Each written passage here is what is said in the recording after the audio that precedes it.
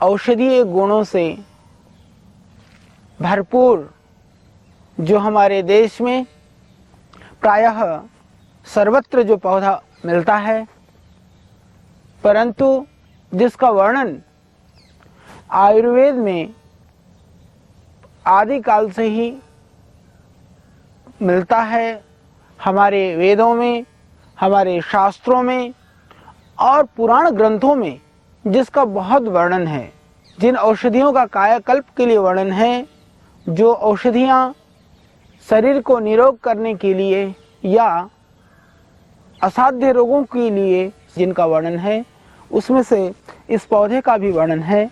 इसको हम बोलते हैं अपामार्ग, इसको चिरचिटा भी बोलते हैं। बहुत सारे ऐसे इसके चमत्कारिक गुण हैं जिस गुण के संदर्भ में हमारे आयुर्वेद आचार्यों ने, जड़ी बूटियों के जानकार लोगों ने बहुत सारे काम भी किया है।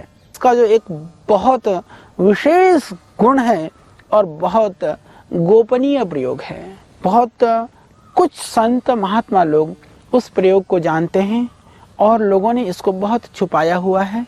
रहस्य की बात है, अनुभूत बात है, वैज्ञानिकों के लिए एक अनुसंधान की चीज़ है। उसके संदर्भ में मैं आपको बताना चाहता हूँ, जो मेरी माताएं और मेरी बहनें गर्भधारण नहीं कर पाती हैं। कई बार ऐसा होता है कि मेडिकल रिपोर्ट नॉर्मल होने के बाद में भी मेरी माताएं और मेरी बहनें जो प्रेग्नेंट नहीं हो पाती हैं, कंसीव नहीं कर पाती हैं, उन माताओं बहनों के लिए ये बहुत ही एक अत्यंत गुणकारी प्रयोग है।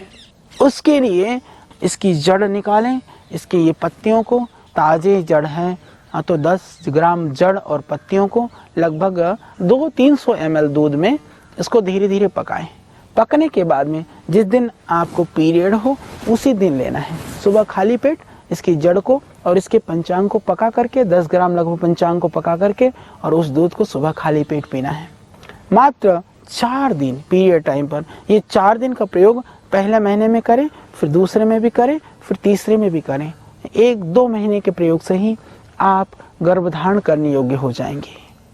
हालांकि प्राणायाम बहुत ही लाभकारी है, बहुत ही चमत्कारिक है। इसके लिए प्राणायाम करिए और अपमार्ग का जो मैंने एक बहुत ही गोपनीय और बहुत ही दिव्य प्रयोग जो बताया है, ये वास्तव में बहुत दिव्य जड़ी बूटी है।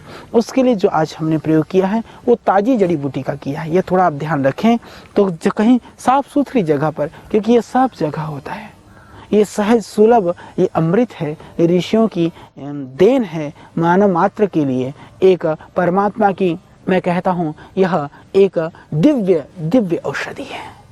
तो आप इस जड़ को साफ सुथरी जगह से लाइए, इसको कूट करके दूध में पका करके इसका सेवन करिए। तो इससे होगा आपको गर्भधारण की जो समस्या है उससे मुक्ति हो जाएगी। मैं समझता हूँ ये आप जरूर प्रयोग करिए। दूसरा इसका प्रयोग, जो मेरी माताओं बहनों को गर्भाशय में, योनि में जो इन्फेक्शन होता है, जो स्वेलिंग है, जो घाव है, उसके लिए ये बहुत चमत्कारिक प्रयोग है। इन पत्तियों को ला करके इसको कूटें थोड़ा सा पानी से, फिर रुई के फवा बना करके उसको अंदर तक धोएं। पानी से धोइए, पत्तों को कूट करके पानी में उबाल करके उस पानी से धोइए। आप देखेंगे तुरंत घाव भरना शुरू हो जाएगा, इन्फेक्शन ठीक हो जाएगा। और उसको यदि आप रस को रुई से थोड़ा अंदर तक लगा लेती हैं तो घाव भी भर जाएगा। और यदि गर्भाशय और यूट्रस में किसी तरह से कोई इन्फेक्शन है तो वो दूर हो जाएगी। और इसका एक और बहुत गोपनीय प्रयोग मैं आपको बताने जा रहा हूँ, जिसका कि हमने भी बहुत लोगों के ऊपर इसका प्रयोग किया। जिन माताओं और जिन मेरी बहनों को अभी बच्चा होने वाला है, उन लोगों के लिए ध्यान से सुने। बहुत सरल प्रयोग है। मैं नहीं जानता हूँ इस औषधि के अंदर वह क्या चमत्कारिक गुण है, क्या दिव्यता है, सिर्फ मैं इतना ही जानता हूँ।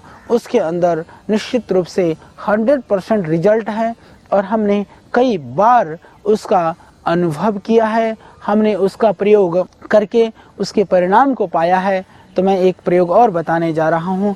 इसकी जड़ को, इतनी सी जड़ को ले करके उखाड़ करके जिस माता को, जिस बहन को बच्चा होने को है, जब बिल्कुल बच्चा होने की स्थिति में है, उनको दर्द होना शुरू हो गया है बच्चा होने के लिए, उस स्थिति में इसको धागे से बांध करके इतनी सी जड़ को और वो कमर में इधर नाभि की तरफ उसको बांध दें। बांधने के बाद में आप देखेंगे कि थोड़ी ही देर में आराम से प्रसव हो जाएगा। इतना ही ध्यान रखें कि उसके बाद में बच्चा होने के बाद में इसको हटाना ना भूलें। अब बच्चा होते ही इसको हटा दें, इतनी सावधानी ज़रूर करें। बाकी इसका आप प्रयोग करके जिनको बच्चा होने को हैं और जो ग्रामीण क्षेत्र में और गांव के आसपास या शहरों में भी हैं, आप इस जड़ी का प्रयोग कर करके और परिणाम से भी हमें भी अवगत कराएं तो हमें अच्छा लगेगा। तो यह चमत्कारिक प्रयोग है, चमत्कारिक जड़ी है, जो इस तरह के आपके समस्या के लिए भी